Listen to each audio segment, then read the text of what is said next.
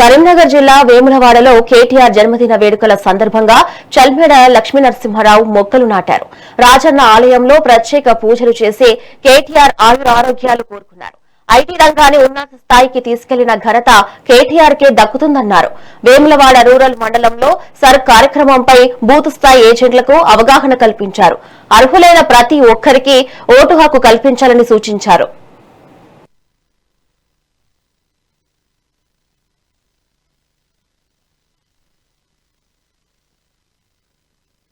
మా నాయకులు BRS party working president గౌరవనీయులు కేటీఆర్ గారి 50వ జన్మదినం పురస్కరించుకొని మరి వేములవాడ రూరల్లో చెట్లు నాటే కార్యక్రమంతో పాటు వేములవాడ పట్టణంలో భీమాశ్రమంలో కోడమొక్కు అట్లే పండ్ల పంపిణీ చేయడం జరిగింది.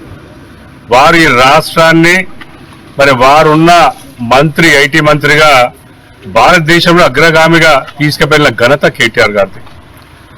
ప్రతి రాష్ట్రం కూడా ఆలోచిస్తూ ఉంటారు, ఇటువంటి నాయకుడు మా రాష్ట్రానికి ఉంటే బాగుండు అనే ఆలోచన చాలా రాష్ట్రాలు వ్యక్తపరచడం జరిగింది.